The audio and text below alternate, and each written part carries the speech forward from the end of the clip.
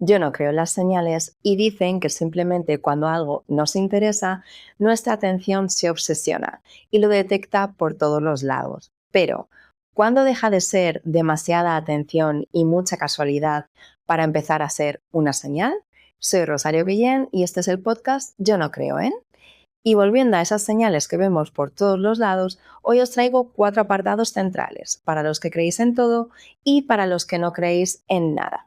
Y voy a empezar fuerte, con aquellas señales que se suponen que nos llegan a través de aquellos que viven en el más allá.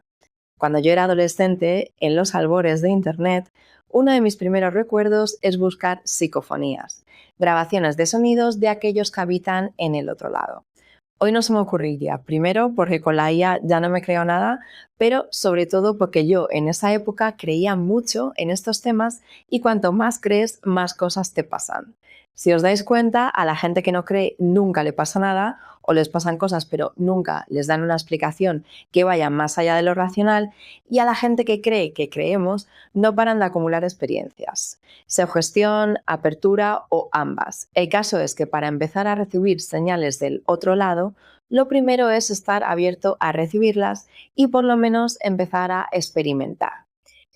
Y hay un libro, Señales, el lenguaje secreto del universo, de Laura Lynn Jackson, que si tenéis curiosidad prácticamente es el libro de cabecera de este tema. Y cuenta muchos casos concretos de diferentes personas. De hecho, empieza contando que en una de sus primeras conferencias, cuando empezó a tratar las señales y hablar públicamente de ellas, pidió que su señal fueran naranjas, para ver si lo estaba haciendo bien y si estaba como respetando al más allá hablando de esto. Y cuando terminó la conferencia y fueron allí donde ponen el picoteo, y dice que como decoración en la sala habían puesto un montón de naranjas en mesas de madera.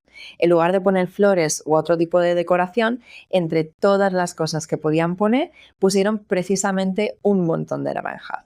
Y el libro me gustó especialmente porque me pareció un libro muy tierno.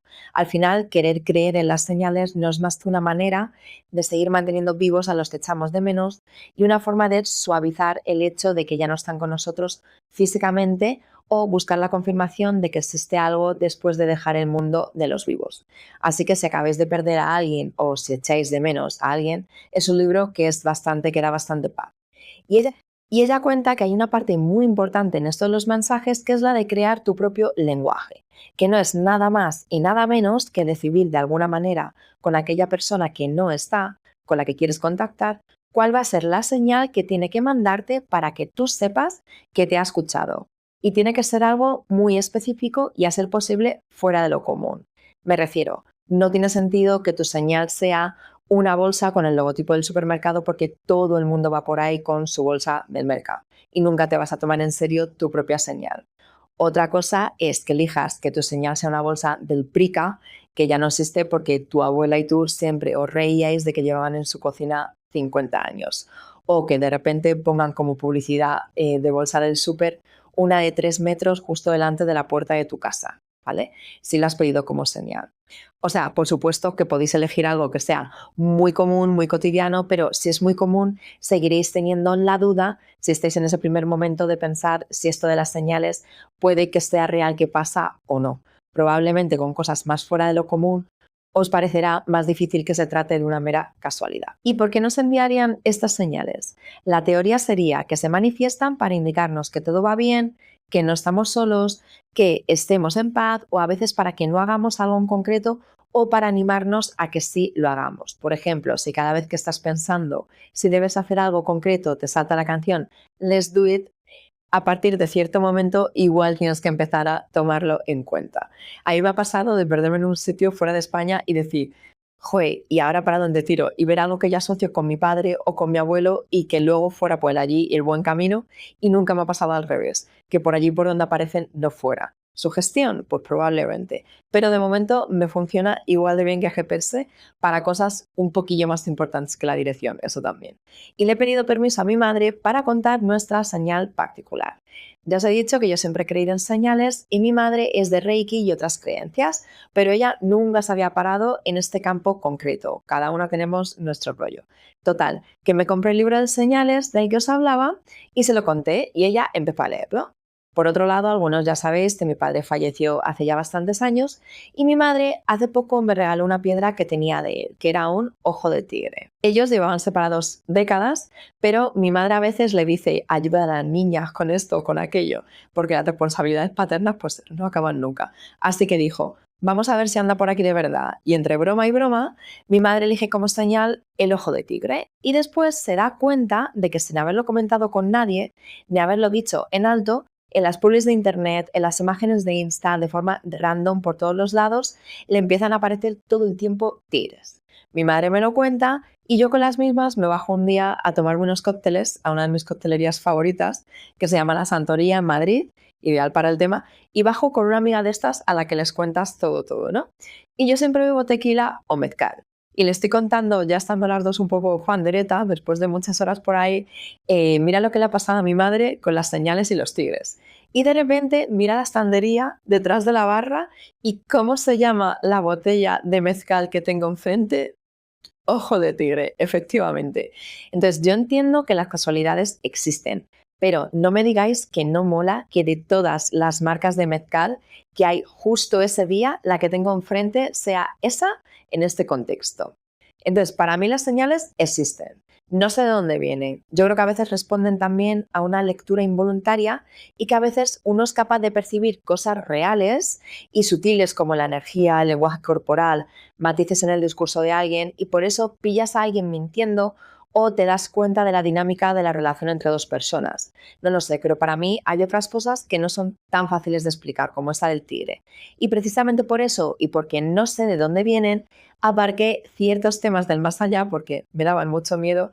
De hecho, sigo durmiendo con una lucecita pequeña, extendida, y creo tanto en las señales que ya nunca pido a nadie que me mande una señal del otro lado, porque si la pidiera y llegara, jamás la consideraría como una casualidad. Así que yo uso mi intuición y cualquier cosa que me parezca una señal, del otro lado, pues me la tomo en consideración, pero nunca la analizo, ¿vale? Siempre digo, jaja, una señal y tiro, porque para mí lo siguiente es pensar que en algún momento se va a empezar a mover sola la cortina de mi pasillo y la verdad es que es algo que no me apetece mucho. Y creo que otra cosa fundamental es precisamente eso, experimentar siempre desde la curiosidad sana, que nunca vayáis más allá de lo que creéis que podéis soportar o desde la obsesión con el tema, porque luego la mente es verdad que es muy cabrita. Pero si aún así esto de lo paranormal os encanta, en Netflix el capítulo 4 de Sobrevivir a la muerte se centra justo en este tema de señales, por si os pica la curiosidad. Y como estas cosas me pasan mucho, ahora le digo a mi madre que pida sus señales, pero yo no quiero jugar. Y os voy a contar batalla para que entendáis por qué a mí todo esto me da un poco de miedo, ¿no? Hubo una temporada larga, muy larga, cuando vivía todavía en familia, en la que siempre que estaba en casa sola, siempre que entraba sola a casa, se saltaban los plomos. Si subía con alguien, no pasaba. Si subía sola, encendía la luz del pasillo y chao luz. Así que ya subía pensando, por favor, que no se apaguen. Y una vez tras otra, ¡puf!, fundido a negro. Entiendo que si hay algo mal en la instalación, se apaga independientemente de que suba sola o con alguien. O se le apagaría a más gente de mi familia y eso no pasaba. Así que en el momento de entrar en casa sola, se me iritaba literalmente la piel. Además que en mi casa antigua el pasillo era como súper largo y daba bastante yuyu. Que lo mismo es que voy yo por ahí haciendo mi propio cortocircuito con la energía de mi propio miedo.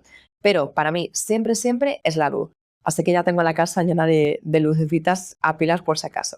Y ya más reciente, con alguna anécdota intermedia, hace un par de años se murió una vecina y no sabíamos que seguía dentro de la casa su cuerpo. Así que tardamos unos cuantos días en avisar a la policía y toda esa semana la guirnalda de luces de mi casa tintineando, hasta que ya al despertarme una mañana estaba apagada. Esa guirnalda tiene más de 3 años y rara vez falla, así como dato. Yo le puse mi velita a la vecina y cero mal rollo, porque pensé, pues pobrecilla, lo mismo necesitaba que alguien la encontrara. Y unos meses después, en la misma casa se murió el marido. Y una vez más, nadie se dio cuenta en su entorno que faltaba el señor. Y cuando la guirnalda empezó a tintinear, más allá de otros indicativos bastante más específicos y científicos de la muerte, absolutamente objetivos como el olor, etc., ya dijimos, mi vecina y yo, que somos como el tercer de la corrala, ahí llamando a la Guardia Civil de pueblos recónditos por si el señor estaba en otro lado y no en el más allá. Total, que después de muchos indicadores dijimos, vamos a ir llamando a la policía. Y como cuando pasan cosas después, siempre estoy unos días como más sensible a este tema, porque además ves toda la parafernalia que acompaña al suceso, ¿no? De cómo levantan el cadáver, etcétera. Que a mí eso no me impresiona mucho, lo físico, me impresiona un poco más el resto. Pues bueno, por la noche iba a entrar al baño y me quedé mirando la luz de la habitación salón, porque en mi casa es un estudio, y me quedé mirando así fijamente a lo masoquista y dije en voz alta, que por eso sé que no la apagué antes de ir al baño inconscientemente, porque lo dije en voz alta. Por favor, que no se apague. ¿Y cómo estaba la luz al salir del baño? Pues efectivamente apagada. ¿Y qué hice? Pues nada, suspirar y decir, ¡ay no! Y después, con todo el dolor de barriga del miedo, pues meterme en la cama sentada con la luz encendida mirando el pasillo así, esperando a dormirme y después pues velita para el vecino y hasta hoy pues estamos todos bien. Por eso hay cosas con las que yo no experimento. Sigo leyendo porque me atrae el tema y me gusta buscar si hay cosas que podemos provocar nosotros mismos o las diferentes inspiraciones científicas o culturales que rodean muchos aspectos de la vida, pero yo al más allá solo le pido que me respete igual que yo le respeto y que si alguien quiere decirme algo que me lo diga en sueños y deje en paz mis interruptores. Y el otro día escuché, por la noche por supuesto, que los famosos poltergeists no los causan espíritus, sino que la actividad la creamos nosotros mismos, de forma inconsciente cuando tenemos episodios de estrés agudo o crisis emocionales intensas. Esa energía que se acumula podría salir al exterior, que esto se llama psicoquinesis, y con esa energía podemos hacer que se muevan objetos o provocar ruidos. Sería una manifestación del propio subconsciente de la persona. Y me acabo de acordar de la película de Carrie y solo quiero preguntarme a mí misma por qué no escribo este podcast de vía. La verdad es que no sé qué opción me daría más miedo, que fuera mi propia cabeza la que provocase algo o que viniese del otro lado. Casi por salud mental prefiero pensar que lo de la luz viene de por allí, pero bueno, no lo tengo claro, no sé qué preferís vosotros. De hecho dicen que la luz, los chisporroteos, las interferencias estarían en el top formas de comunicación post-mortem. Y me he pegado horas en TikTok viendo vídeos de gente que dice que han recibido llamadas de gente que ya no está. Y los de un señor que se dedica a limpiar tumbas y se lleva una Spirit Box, que se supone que es un dispositivo que sirve para hablar con los espíritus. Él les hace preguntas o charla y se oye cómo la máquina esta supuestamente te da los mensajes. Así que suena así como robotizado. El tío se llama Santa Paranormal y os lo dejo porque así cuando tenga insomnio por verlo, pues sabré que alguno de vosotros también y me sentiré menos sola. Es solidaridad insomne por terror nocturno, que vamos a llamar a esto. Y respecto a las llamadas, uno de los casos más famosos es el del accidente de tren de Chatsworth, en California, en 2008. Hay un accidente brutal y en el choque con otro tren se muere en el acto un hombre llamado Charles Peck. El dato de que se muere justo tras el impacto es importante, porque después de que él fallezca durante 11 horas, su teléfono llama hasta 35 veces a su madre, su hermana y su prometida. Y cuando ellas lo cogen, solo oyen silencio o como sonido estático. Y cuando le devuelven la llamada, todo el tiempo salta el buzón. Pasan muchas horas desde el accidente y los equipos de emergencia continúan buscándole, pensando que tal vez esté vivo porque están estas llamadas desde su teléfono. Entonces triangulan la llamada porque no lo encuentran y cuando lo consiguen y tras la autopsia determinan que su muerte fue instantánea debido al impacto. Así que él nunca pudo hacer las llamadas y además, de hecho, nunca consiguen encontrar el teléfono. Y hay una teoría, siempre dentro del mundo de lo paranormal, que dicen que justo cuando morimos se libera un montón de energía psíquica y que ésta es capaz de afectar a las frecuencias electromagnéticas y forzar una última llamada, que probablemente sería Charles despidiéndose de alguna manera de sus personas más cercanas. Y me voy a salir de este tema porque ya me duele la barriga. Y esta es la pausa de, si no lo habéis hecho ya, os podéis suscribir y darme amor para que supere el trauma de todo lo que me leo para escribir estos párrafos. Y nos vamos un poquito a lo racional. La explicación lógica a este tipo de llamadas en momentos justo posteriores a la muerte podría estar en que lo mismo que cuando en Año Nuevo mandábamos un montón de mensajes y llegaban tiempo después porque las líneas estaban saturadas, los servidores podrían haber colapsado y las llamadas que hizo alguien en vida quedarse en cola en la red telefónica y llegar después cuando la persona ya ha fallecido. Podría entender que esto haya sucedido, por ejemplo, entre los que perdieron la vida en el 11S, que estoy casi convencida de que habría muchas llamadas en el mismo momento desde el mismo punto. Pero 35 llamadas en un accidente, que es una situación imprevista que Charles no podía saber que iba a suceder, me parece llamativo, ¿no? Que fuera por esto de la red. Y entrando en el segundo apartado, para aquellos que no creéis en nada o sois más lógicos, vamos a echarle un vistazo a las explicaciones científicas y antropológicas a estas señales, que es bastante interesante. A nivel cerebral, la culpa de que nos fijemos más en lo que nos interesa especialmente es del sistema reticular activador ascendente, que se llama SRAA o SARA, una estructura que tenemos en el tallo del cerebro, que es una red de neuronas en el tronco encefálico. Básicamente, nuestro cerebro reacciona al entrar en alerta o encontrar un estímulo que significa algo para nosotros. Y esta red de neuronas es protagonista en esto de las señales porque nos sirve para filtrar la información sensorial que recibe el cerebro. Pensad que todo lo que nos rodea son estímulos, hay millones por segundo, y el cerebro necesita de alguna manera dar prioridad a unos sobre otros, y actúa haciendo que ignoremos algo por completo. Bloquea la información irrelevante, como por ejemplo el roce de la ropa, que tú no la sientes. Y por otro lado, como os decía, si estamos especialmente interesados en algo, cada vez que aparezca, este sistema considerará que es importante para ti y le dirá al cerebro, que aquí he encontrado algo que te interesa. Y esto funciona con todo. Si de repente estás organizando un viaje a Grecia, ahora resulta que en el anuncio del túnel del metro pone que visites Corfú, que de postre hoy hay helado o yogur griego, que te pones en un podcast sobre la teoría del color y empiezan a hacer referencia al blanco y azul de inspiración en las calles de Santorini. Tú tienes un interés y tu cerebro te colabora, exactamente igual que funciona el algoritmo de las redes sociales. Y cuanto más ves contenido relacionado con algo, más contenido similar te aparece, pues está igual. Y esto es muy importante no solo porque podría dar respuesta a todo esto que englobamos en el mundo de las señales, sino porque también incide directamente en cómo percibimos el mundo. Por eso la gente que es negativa es cada vez más negativa, porque de cada situación su foco está siempre en lo malo. Y por eso la gente que es positiva cada vez es más positiva, porque nos retroalimentamos con nuestra propia atención.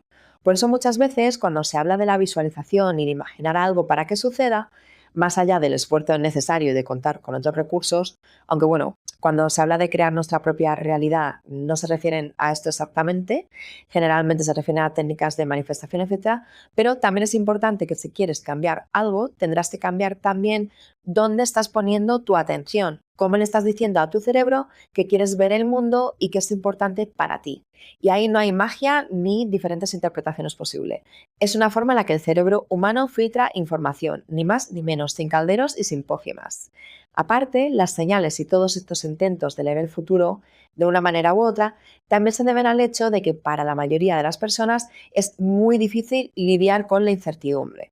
Me imagino que en el pasado sería importante saber si iba a ser un año de lluvias, de buenas cosechas, de hambruna, etcétera, porque te jugabas la supervivencia, básicamente. Muchas de las cosas que hacemos, por no decir la gran mayoría, tienen su raíz en la búsqueda de la supervivencia.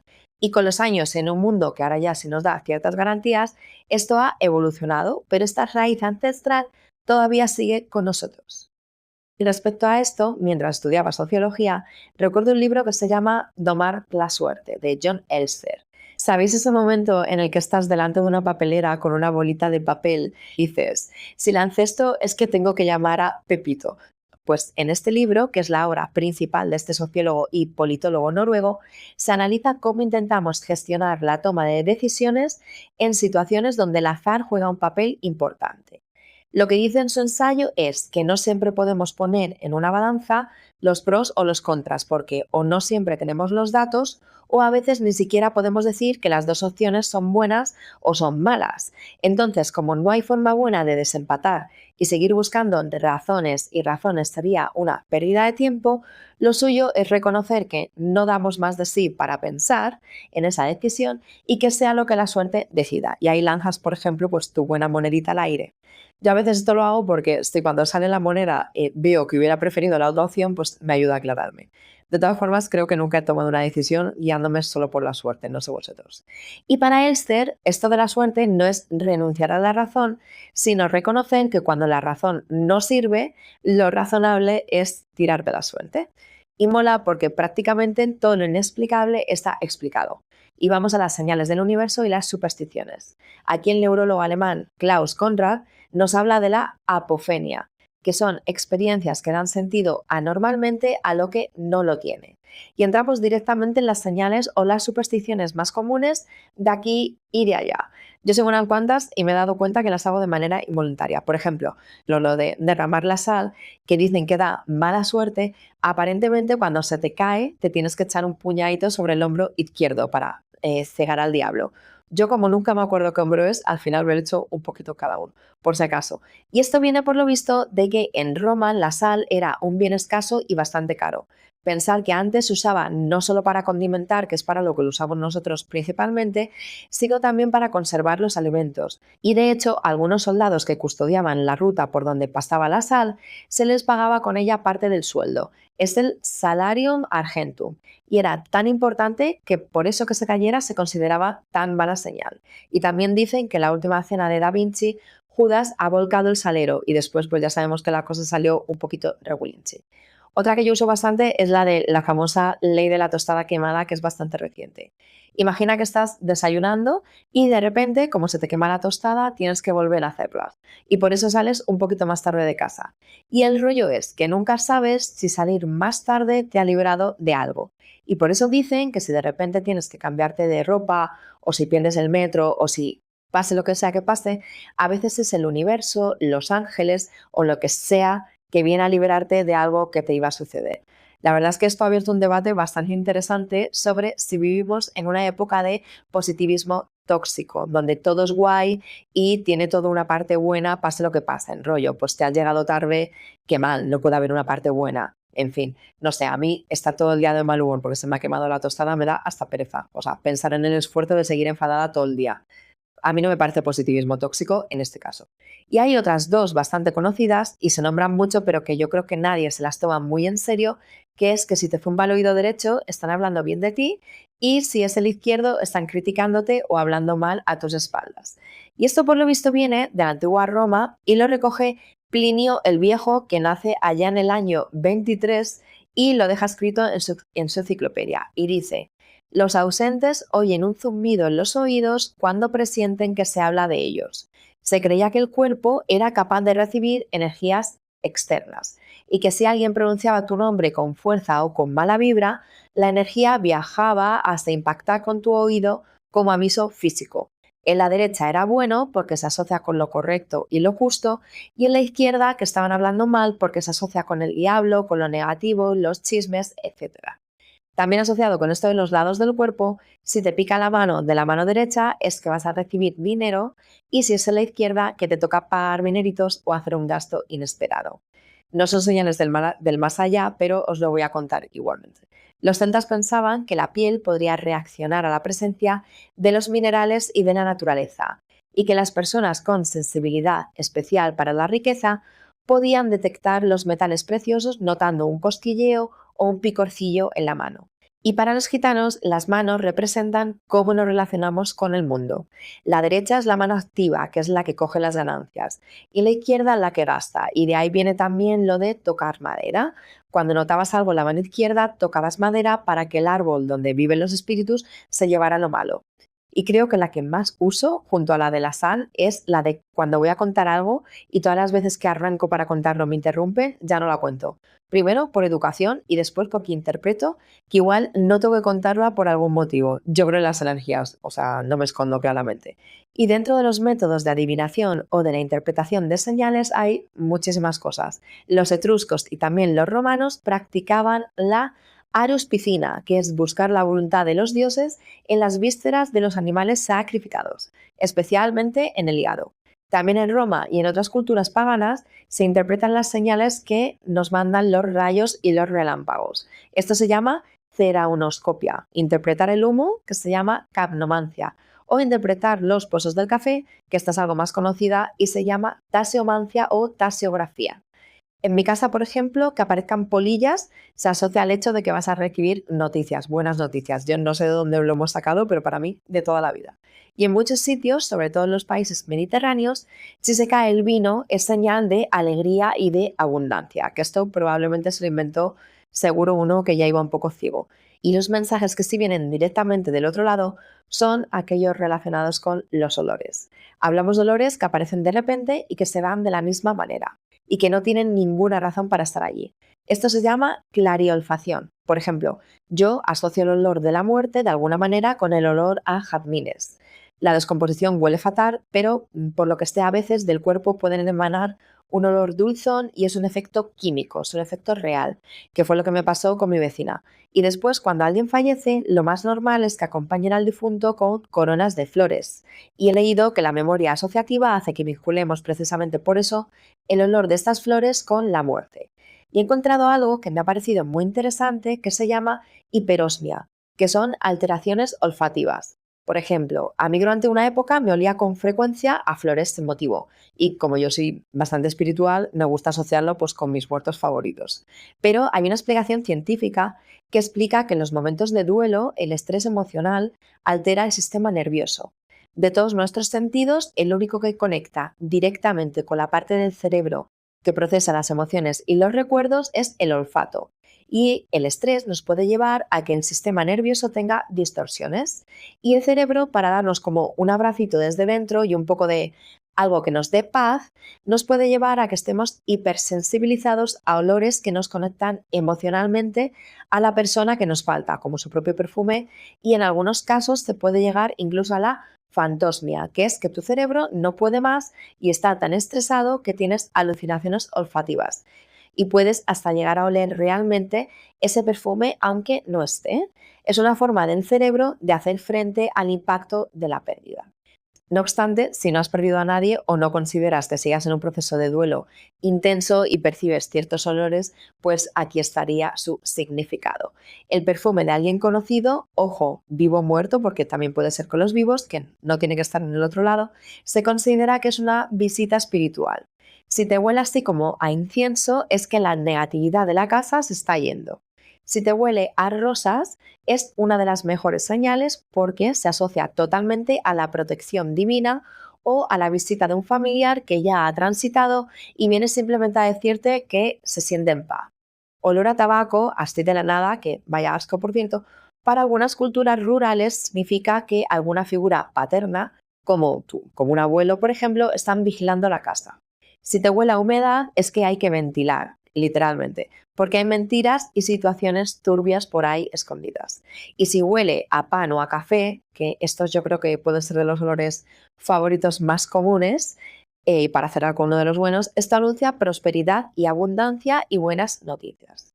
Volviendo a las señales más específicas, no olfativas sino generales, hay muchos casos en los que alguien siguió una señal o una corazonada y se libró de una buena. Probablemente los ejemplos más famosos son gente que por unas cosas u otras nunca se subieron al Titanic. Por ejemplo, Marconi, que es el inventor de la radio y que viajó en otro barco unos días antes aunque tenía billete, o personas que tenían que estar en vuelos o lugares donde han sucedido grandes desgracias históricas y a última hora cambiaron de plan o no llegaron. Se dice que Michael Jackson tenía una reunión en las Torres Gemelas, pero que se quedó sopa y no llegó. O Sarah Ferguson, que es de la aristocracia inglesa, por si no sabes quién es, que iba para allá, pero iba tarde porque había muchísimo tráfico. Walt Disney no se subió a un tren que después descarriló porque se quedó dormido y también, entre otros muchos ejemplos, hay gente anónima. Uno de los casos más famosos es el de Martín de Hongue, que es un ciclista que se dice que tenía billete para el vuelo de Malaysia Airlines que se perdió en el Índico en marzo de 2014.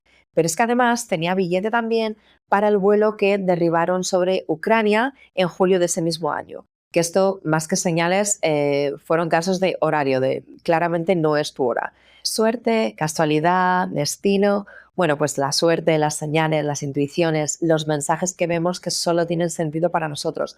Realmente es muy difícil medir cuánto de lógico tienen detrás.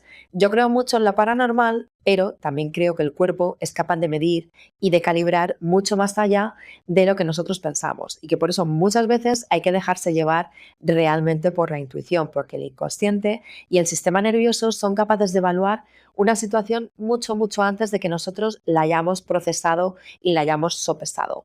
A veces aquello que pensamos que es intuición es simplemente la memoria animal y el instinto de supervivencia, que son herramientas ancestrales y totalmente lógicas las que se ponen en marcha. Y lo mismo que existe en la intuición, y volvemos al principio para cerrar con las señales del universo. ¿Existen las casualidades? Pues claro que existen. Pero cuando la misma casualidad se repite varias veces, igual ya no es una casualidad, sino una sincronicidad, que son esas cosas que suceden y que no tienen relación entre sí, pero que unidas tienen sentido para quien las vive. Y que es ese concepto que acuñó Carl Jung, del que os hablaba en el capítulo sobre los ángeles, y que es un pilar muy importante en las creencias que apoyan que el universo nos envía sus propias señales. Es la parte de esa apofenia, de esa base del pensamiento básico de las coincidencias significativas, de creer que hay un destino o un plan oculto y que todas esas señales nos indican que estamos yendo por el camino correcto. Os hablaba el otro día de los números angelicales y una de las señales del universo son las horas espejo. Por ejemplo, mirar el reloj y que aparezcan las 11:11 o las horas invertidas, por ejemplo, 21:12. Y se dice que cuando se ven estos números, el universo te está mandando un mensaje completo. Y la verdad es que estos números tienen bastante más salseo que los números de los ángeles. Cuando ves el número, tienes que pararte y analizar qué era lo que estabas pensando en ese momento. Entre las 24 horas espejo y las 13 invertidas está el universo que no se calla. Os pongo 3 o 4, me he sentido como leyendo una revista de estas de cuando era adolescente. 22:22. Una llamada, mensaje o noticia muy importante de un ser querido llegará pronto a tu vida. 10:10. Fin de un ciclo y comienzo de una gran transformación. Atracción de amor, fortuna y nuevas oportunidades. 14:41. Estás a punto de encontrar un objeto de valor o recuperar algo importante que dabas por perdido. 1:10. Alguien te ama en secreto y está esperando una señal tuya para acercarse. Por eso os decía que me parece así como de revista de teenagers. Otra señal del universo de que las cosas van en el camino correcto sería que de repente todo parece ir bien. Los papeleos necesarios para algo, los tiempos en los que van sucediendo las cosas, estás pensando en algo y aparece una canción con un mensaje que parece que te invita a reforzar lo que tienes entre manos. Bueno, pues en general estas corrientes dicen que cuando algo está para ti, el universo colabora para que todo salga como tenga que salir. Y que cuanto más te acerques a tu propósito, más fácil se irán dando las cosas. Y ahora que ya estamos así como a tope con las señales, y para cerrar, como diría Chuang Tzu, para apagar el ruido que nos impide captar las señales del universo, escucha con la mente, no con el oído, pero escucha con el alma y no con la mente. Amigos, sean felices.